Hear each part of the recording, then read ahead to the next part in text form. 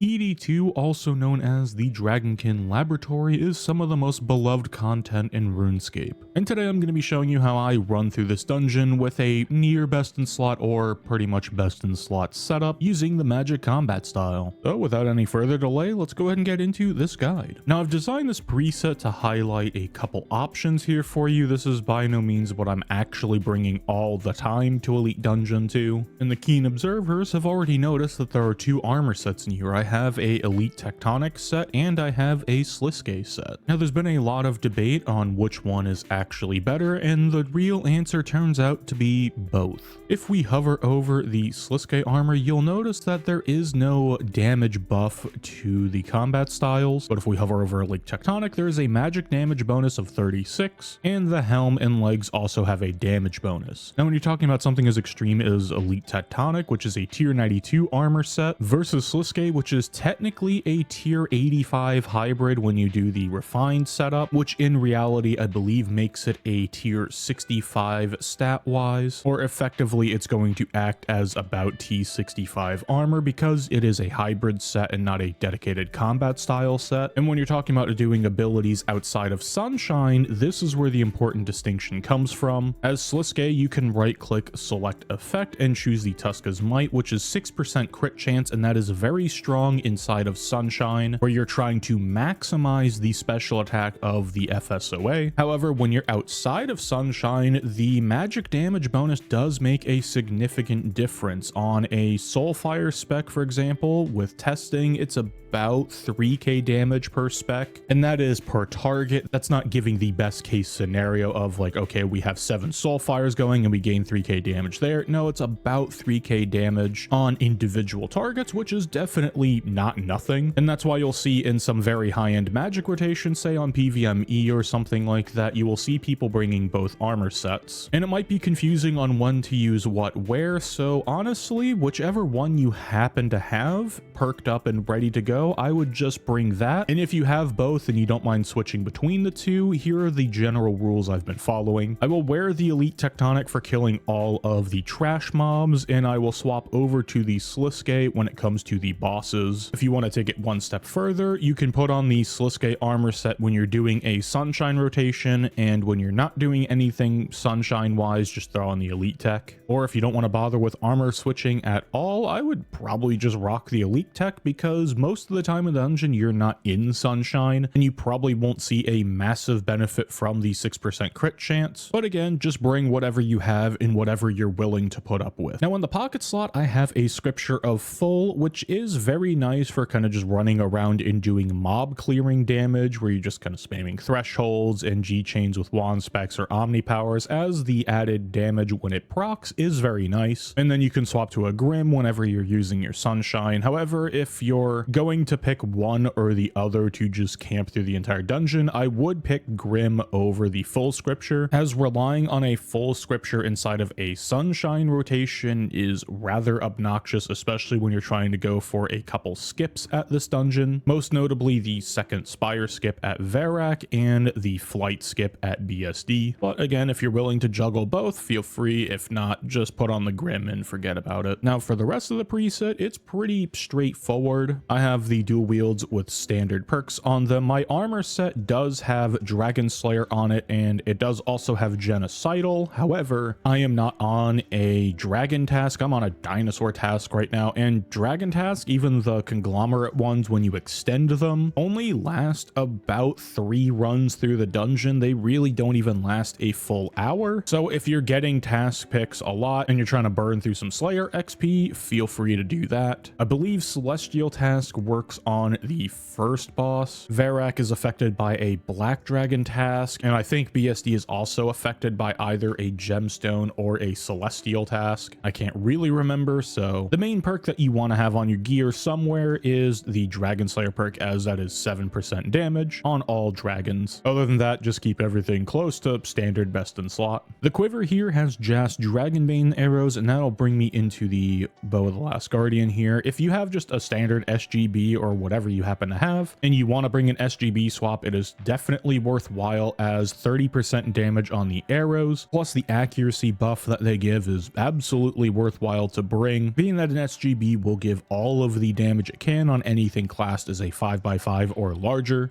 So for the bosses, this is a no-brainer. In the EOF, I just have an Iban staff, and in the other EOF, I have a Gothic staff. Again, just kind of standard magic best in slot stuff. For the rest of the inventory, my rune pouches have the standard runes in them, kind of just the standard setup that I always run. Power Burst of Acceleration is very useful in this dungeon to surge through a few portions of it. Definitely recommend bringing one of those. I also bring Lucky Charms just for a little bit of extra GP gain throughout the dungeon run. FSOA, again, standard magic best in slot damage. It's really strong. And the swap here is just a Coroming swap. This allows you to target more things at once with wand spec or omni power. And when you're doing AoE damage, this is definitely a recommended perk to have. Dominion mines actually work on quite a few mobs in the dungeon. It works on the celestial dragons. You can use them on the lava strikes. You can use them on black dragons, pretty much anything around. Can even use them on the hands on BSD, which makes them a little bit easier to deal with. Overall, definitely recommend having Dominion Mines. If you don't have them unlocked, I recommend getting them anyways, but if you don't, it's not going to be the end of the world. And other than that, it's just kind of standard stuff from there. I have Vuln Bombs, some food, a Blessed Flask, Adrenaline Renewal for Inside of Sunshines, and Extra Overload because these runs are not going into the sub 8 territory. And I believe that about covers everything. Aura selection wise, I usually just run Maniacal. You could run something like Majorat if your Maniacal's on cooldown and you don't have refreshes, but anything to just boost magic damage in general is going to be something that is recommended. And for relics, if we load up my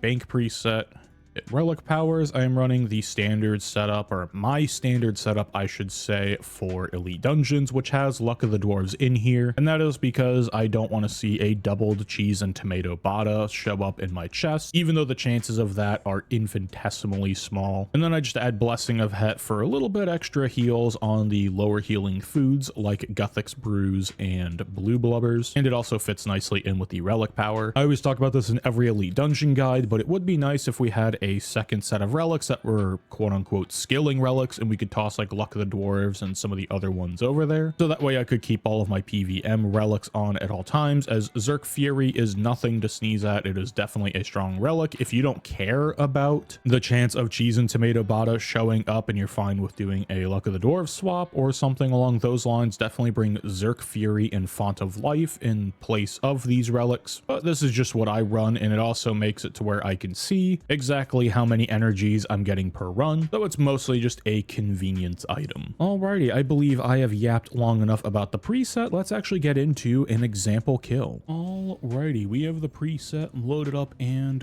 ready to go. Now in this run, I'm just going to leave the Grim on the entire time, as I am terrible about remembering to swap the pocket slots, but armor sets I usually can remember. But anyways, let's get this run started. So what I initially do as soon as I load in is surge and then dive down the stairs. And here I'll hit a bleed on one of these, and then Gchain, hit a wand spec. And the only reason I do that initial bleed is so I can hope for a reset on the wand, which I did get. And they should die pretty quickly there. And I'll run down these stairs, hit a Nami FSOA spec. Maybe hit another Gchain. Oh, that one died, so didn't get the Gchain effect out, but it's fine. And per usual, this dragon did not want to cooperate, so I'll just try and Gchain this one and hit an Omni Power. Don't make the mistake I did by standing next to this pillar and preventing line of sight on this dragon here. Definitely a mistake. We'll just keep moving on and sort of improv damage these, just use some thresholds. And then what I'll do here, surge down, Gchain one of the golems and hit a wand spec. They all should die off pretty quickly.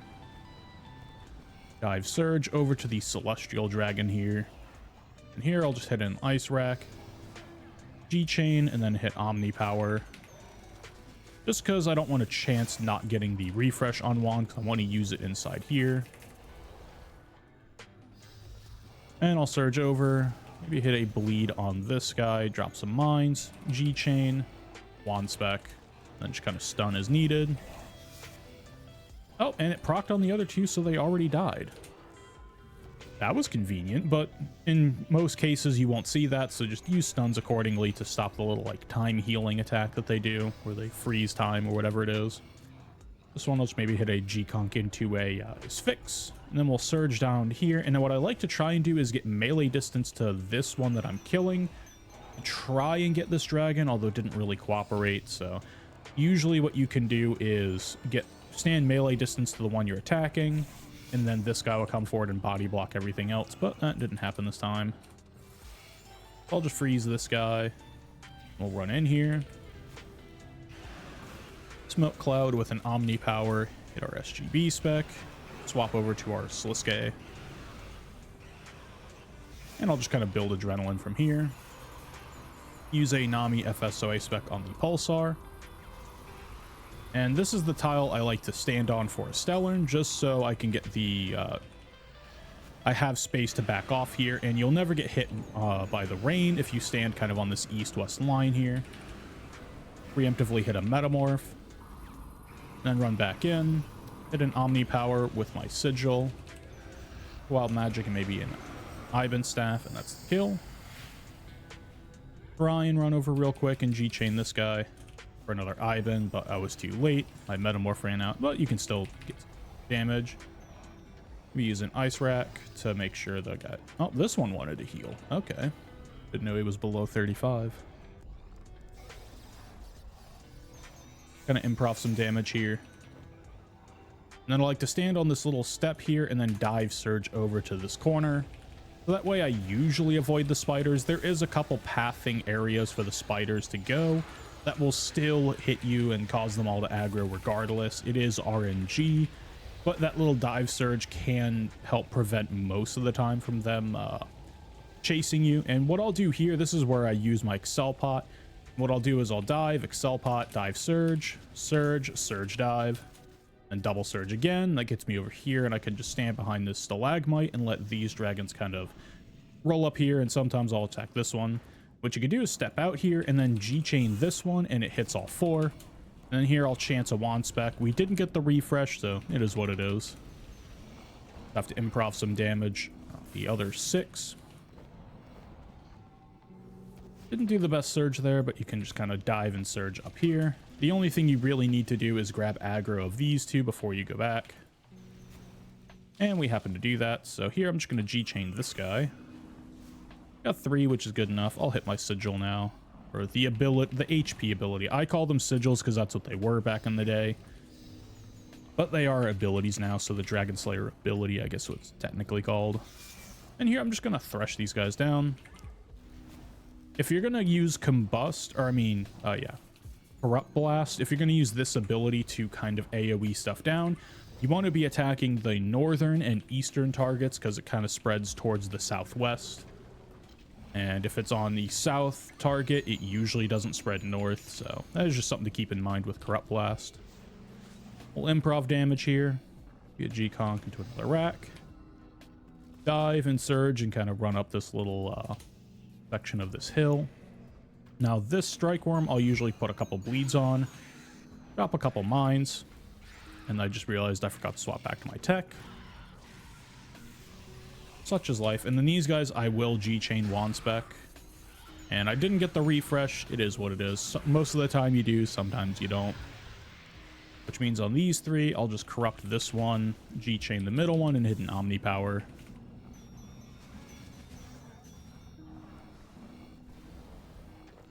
The main thing is you're playing around whether you get the wand spec refresh or not. Honestly, if the cooldown was just a bit quicker on the wand spec and it didn't have the ability of resetting, I would probably enjoy that more, just on the fact of I can then actually plan out where I use it rather than just deal with actual RNG, which is kind of annoying.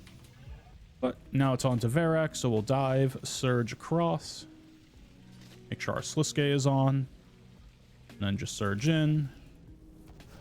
Target cycle smoke cloud with a bleed, a wand spec, another bleed, and maybe an SGB spec. Then just build up from here. Maybe another corrupt blast. Then go ahead and do a sun and an A-pot, Gconk, target cycle and smoke, or target cycle Nami, the fire. Pop over to Exsanguinate, and then just kind of do some standard sunshine damage from here. Wild Magic, Gconk into an Omni Power, into an Iban. Auto Gconk, Iban. Then I'll go ahead and hit a Tendies. Let that play out. Another Iban. This is actually a relatively fast Varrock. Wow, 49. That's actually really fast. I usually do not see skips here. The second Spire skip, which I believe is 52.8 is when that pops out, but sometimes you can get some really spicy kills. So you just kind of surge back here, and then what you do is instead of running all the way down, you just right click teleport. The next options here, you can teleport option 4. And that'll bring you back to where the 6 dragons were. But this time we run across the bridge, dive surge, surge again. And here I'm just gonna bleed this one, Gchain, wand spec with the sigil, the Dragon Slayer sigil, or the ability. I'm just gonna keep calling it sigil. I eventually might learn it, but it definitely helps because a wand spec alone is not going to take out these dragons. So the sigil and the corrupt blast definitely helps. This one I'm just going to Gchain Omni, hit the corrupt blast on this northern dragon. Maybe Gconk and D-breath this southern dragon, so that way it gets hit by both. Maybe an ice rack. Go ahead and surge through once they're dead.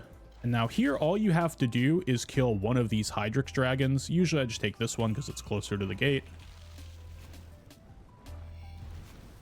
Toss a couple bleeds. Auto Gconk, Wild Magic, maybe an ice rack should finish it off. Then if you want to, you can dive surge and then use your acceleration pot to quickly get over here to these guys. Maybe use a Gchain and a combust because I do want to save my wand spec here for the actual boss. Although in reality, you probably don't need to. You could Gchain wand spec these guys. I think it would work out just fine. I forgot to put my tectonic back on again, so it's definitely not something I'm used to, but either armor set's going to work just fine, as I mentioned in the gear. And now you're kind of seeing the practical side of that. And it doesn't really matter what you use here, but as long as your rotations are solid. But here I'm just going to go ahead and drop a Sunshine, and I'm not going to go ahead and use my A-pot here because I want to save that for the next part. But here I'm just kind of getting some damage out using my FSOA spec. Hop over to Exsanguinate and then maybe just hit a Wild Magic. Didn't get that good of a pre-phase, but it's better than most. And I'll toss a Vuln Bomb here on this Black Hand. Omni Power. Maybe a little G-Staff after the Gconk.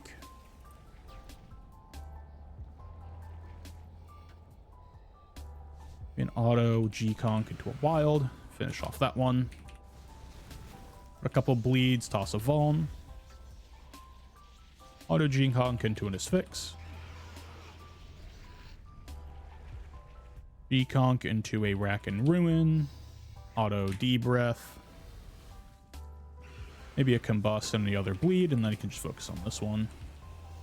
Surge, place some mines, and then I gotta build some Insight Fear stacks.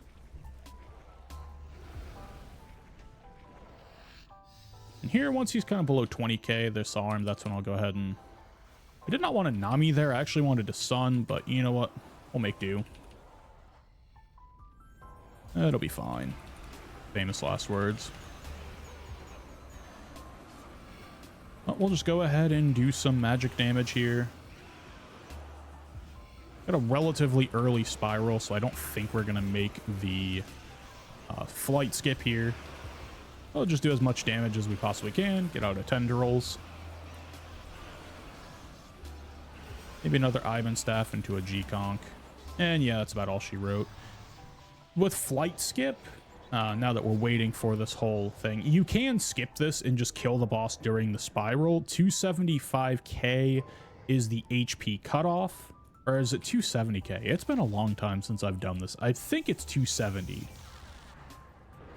But anyways, around there, if there's the soft cap that allows this dragon to continue into this portion where you're just flying around, there's a bunch of text going on and whatnot. And if you see that, I could be free of it myself. There's 2 more jumps, and then the Blackstone Dragon will be attackable. After this jump is when I go ahead and start my prep. But what I was saying is, on the flight skip itself, during that spiral attack, you're allowed to go past the hit cap or the soft cap to check for this phase. And if you do enough damage, you are able to go ahead and do what's known as a flight skip. And if you're on task, it's pretty straightforward. But again, tasks don't last too long here, so I don't really use them all too often. And I just went ahead and improv'd some damage there in order to finish off the fight. But sometimes that spiral happens later, sometimes it happens earlier. It just depends on how many auto attacks and what auto attacks BSD chucks out before it goes into spiral. So just play with it and learn the boss and try to do as much damage as you can. However, the flight skip is not always going to be 100% consistent. You can use the SGB on BSD and try and save that to help out a bit more with flight skip, and that will definitely help bring some consistency to it. But so far in my testing, it has not been a 100% consistent set in stone thing. You can try and pre-phase BSD beforehand, before the black arms come out, and that soft cap is 520. And obviously, the further you go past that soft cap, the less damage you have to do in order to do the flight skip. Now, one important thing about the flight skip that you must keep in mind, I think this is rather important, is if you do too much damage too quickly and BSD does not start that spiral attack, or the spiral dragon fire, I should say, you can actually DPS too quickly before the spiral starts and just go right into the flight phase. So that is something to keep in mind. If that spiral attack is taking a bit too long to summon, you might have to backpedal the damage a little bit. But other than that, that is a magic run at ED2, and the GP per hour here seems relatively decent, factoring in codex drop rates and the energy prices and whatnot. It's actually not terrible. However, it's not the greatest by any stretch of the imagination. Maybe with magic getting an update for tectonic, like say ultra elite tectonic comes out, like a T95 variant of elite tech comes out and uses draconic energy in its crafting recipe, we might see something where the energies go up in price again. However, we will just have to wait and see, as only time will tell. I'm going to stop rambling here though. Thank you very much for watching. Your viewership is greatly appreciated. Have a wonderful morning, evening, afternoon, nighttime, whatever it is, wherever you are, and I'll see you next time for the next guide. Peace.